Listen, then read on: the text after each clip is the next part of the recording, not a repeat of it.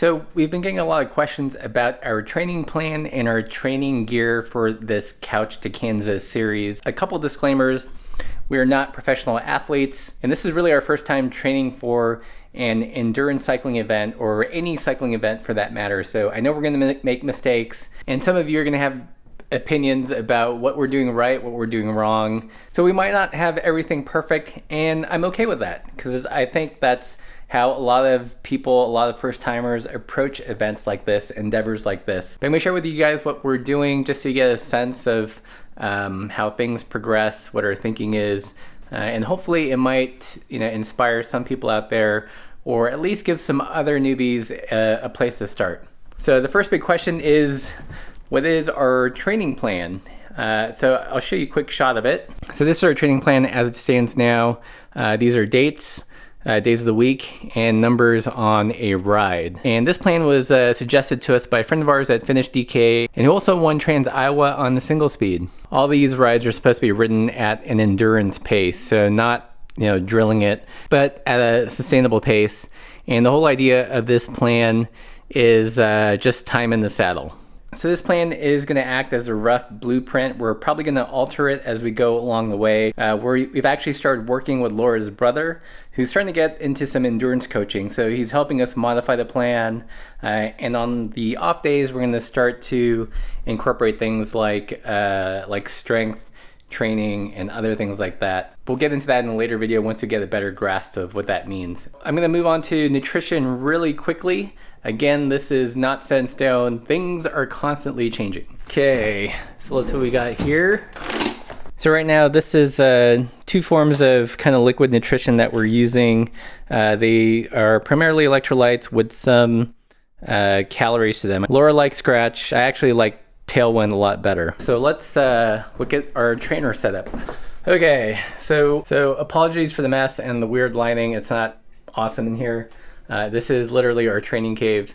We've got our trainer set up right there, and we've got Zwift running on it, and we're using a smart trainer. So the advantage of using a smart trainer is that it changes resistance when you go on terrain. And this does a couple things. One, it makes it feel more realistic, so you can get used to changing gears on the bike. But it also makes it way more interesting than just kind of pedaling at a constant speed. So in terms of specifics, I'm running Zwift off of an old iMac that's connecting to the internets upstairs. And I've got my Space Horse here. Laura is using her Salsa Via. And we're using a Be Cool trainer. On Zwift, we've cranked up the trainer difficulty all the way to 100%. This is supposed to more accurately represent a change in gradient. The riding's definitely become more difficult than the initial setting. And another way we've used Zwift is we've taken what's known as a FTP test. So that's your functional threshold power.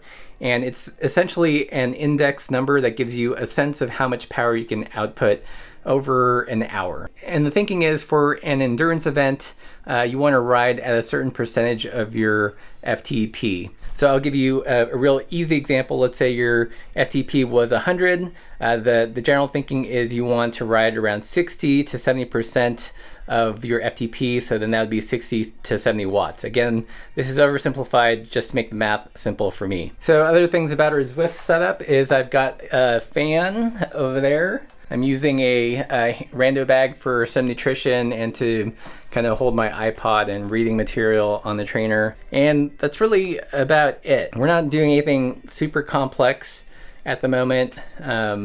We've got a pretty basic plan that we're constantly modifying. And until the weather gets good, we're going to be doing a lot of the midweek rides on the trainer and hopefully get outside to do longer rides. But you guys saw how that turned out in the previous video.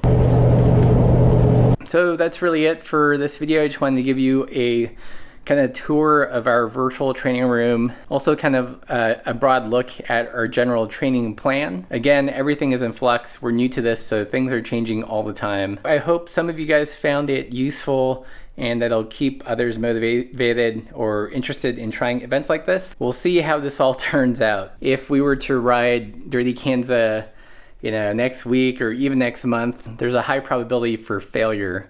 So it's going to be interesting to kind of track our journey to get fit and hopefully finish DK successfully. So I hope you guys follow along. If you found it useful or entertaining, like, share, subscribe, and I'll see you in the next video.